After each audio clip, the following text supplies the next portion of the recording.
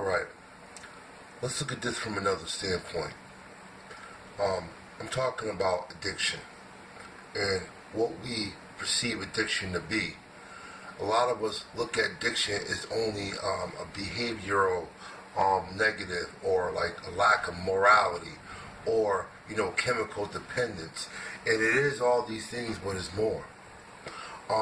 We tend to look at things in the natural rather than focus and look at things in the supernatural, in the spiritual realm. I look at my addiction as a familiar spirit, one that wishes to torment me, one that wishes to come and rob me of my joy and my inner peace. It uses people around me in order to affect and enter my vessel. So in order for me to fight against this spiritual principality, I must first understand and have eternal sight as well as natural sight to see my enemy. In the rule of war, it said, divide and conquer. Now, my disease is always trying to divide me between me and my family, me and my job, me and my girl, me and the community of recovery, me and my church, me and everything that is important to me. And so the minute the spirit of addiction, enters your life because you failed to put up the gates, you failed to secure your home and lock the doors and close the windows. You allow these gates to stay open so that these unclean spirits can enter your temple. And by that I mean by the things you watch, the television shows you watch, the music you listen to, the people you draw close to. You are being affected by this spirit. You must always, you don't go to bed at night and leave your door wide open, do you? No. You close your door, you lock it, and you shut it, and you keep it closed. Because when you sleep at night, you want to be in peace, and you want to feel that you are safe. So if you feel that way about your home, why not feel that way about your spiritual vessel? Now, it is not what comes out of a man's mouth that defiles him, but what goes into a man's mouth. And it's the same thing for the brain. Watch what you are intaking. Watch what you are allowing to draw close to you. Be in your circle, the people you're hanging out with, the job that you're going to, the liquor that you're serving. They say that in the rooms that one doesn't go into the whorehouse to hear the piano player play. So if you agree with me on that, then why is it that I see a lot of you, getting jobs as bartenders? I see a lot of you going to family events where alcohol is going to be served. I see a lot of you going back to see family members and sitting there while they smoke weed and drink a 40 ounce. You are endangering yourself. You are endangering your sobriety. You are endangering your spiritual inner peace. And then when the hammer drops in your head and you relapse and you fall, then you look back and you say, what the hell happened? Well, that's what I'm here to tell you. That's what I'm here to allow you the information to absorb the information so that you can turn back to your own lives and investigate what you're doing wrong. Stop it before it happens. Call your sponsor before you pick up, not after. He can't help you then. All right? But anyway, another thing is you guys need to pray. It's one thing to interpret this higher power, this vague, abstract energy force that can neither be named, touched, seen, smelled, what have you. You describe it as the universe. You describe it as a coffee cup. Come on, if you can even take your higher power serious, draw close to something real, something that's true, connect yourself to the source, then how are you taking your recovery serious? Meetings are great. It allows us to get things out of us that will otherwise fester and build up. So the same way with the church family. One cannot experience and develop spirituality without participating in a corporate worship. Coming together every Sunday or a Bible study every Wednesday or something along that line, just to make sure that the things that are happening in here are, reciprocated with the people around you, that you're not, developing crazy thoughts and mentalities and philosophies and preference, that's not exactly true. It's only true up in the air. Open the door, let out the air, let in some fresh air, talk about it. And another thing I want to touch upon. A lot of us make the mistake of mistaking serenity with boredom. Learn to appreciate when there's no drama in your life. Learn to appreciate when the cops are not knocking down your door. Learn to appreciate when the bill collectors aren't calling you. Learn to appreciate when the phone rings and you're not afraid to pick it up because you thought that maybe somebody might be calling to get their money. Learn to appreciate that you can get from 7 a.m. in the morning to 7 p.m. at night without getting into a fight, an argument, robbing a store. That's insanity. Recovery brings us back to our rightful state of mind, so why we can make good judgment, discern what is good and what is not good for our lives.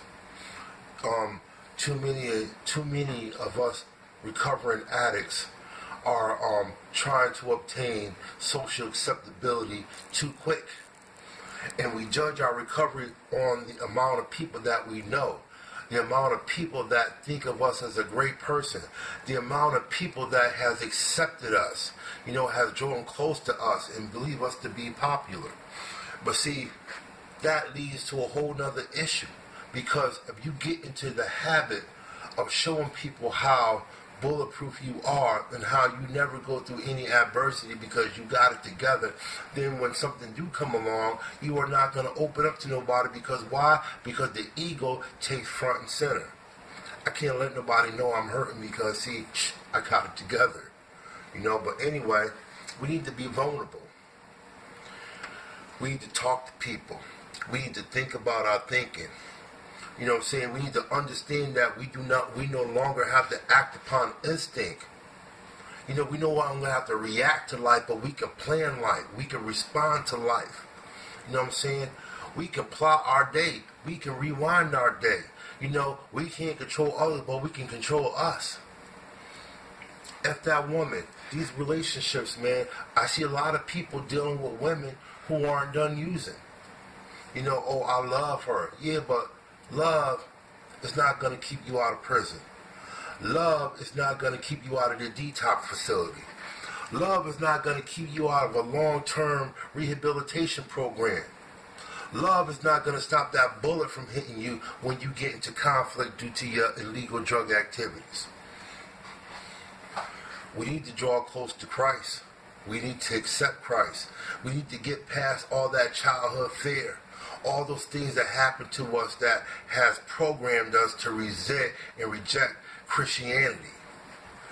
We bind into all these other strange and new doctrines. Why? Because it is unfamiliar to us, so we think that it's something to it, when it's not. It's just something that was created in the mind of another man. But you know what? Christ is real, and you need to discover that for yourself. You need to develop Christ in your heart and in your mind and in your body, your spirit, and your soul.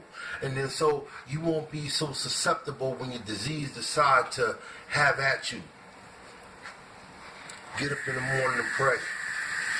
Get up in the morning and give thanks to the Lord that you are healthy, that you are strong, that you have woken up in your right mind, that you can concern your thoughts and you can articulate your words, and you can take care of your girl and visit your mother and make a meeting and put that dollar in the plate. We can do all things through Christ. He that is in me is greater than he that is in the world. No weapon formed against me shall prosper. These are the things that I tell myself to remind myself that I am God's child, that I am God's son. I draw close to the people I care about. They need me to be right. They need me to get up, dress up, and show up. They need me to manifest the Spirit of God, that even to those who don't want to hear it. See, it is not my job to reap. It's only my job to sow. I plant seeds and 2 days later or 2 years later, somebody else will reap it. Somebody else will water it, man, and grow it. You don't obtain strong faith overnight, but have to start from somewhere. Take your ego out of your way. Lighten your load. Think about your thinking. And then get down on your knees and ask God to help you get through whatever situation you go into, and recognize those familiar spirits that know you better than you know yourself. Those spirits that walk right beside you while you was in that crack house, while you was in that shoot-up house, while you was in Walmart stealing something off the shelf, while you was sitting in that bullpen waiting to see the judge. You know, while you sat on the bed while your girl packed her bags and went to her mama's house. That disease was right there watching you. Comes back to you as a friend. What's up, bro? Remember me? Remember how we used to have fun? Listen, man, forget all that AA, church stuff. Let's go do us. You know what I'm saying? We could be strong together. But you know what? Satan's a liar. Satan come to do 3 things: kill, steal, and destroy. He come to rob you of your rightful mind, your righteous mind. He come to rob you of your ability to make proper and decent and informed judgment in your life. He comes to take away your strength. He comes to take away your peace. He comes to bring depression and oppression into your house. When you feel the presence of Satan, or like they say, a trigger upon your back, you need to recognize it. You need to identify it. You need to say, "Get behind me, Satan. I have been restored. I have been made new." Christ said, "I should make all things new." Anyway, I respect your time. And I pray to God that people will listen to these words and they will get past their perceptions and their hardwired thoughts, feelings, and opinions, and they will investigate the Spirit of God and make a choice. Thank you.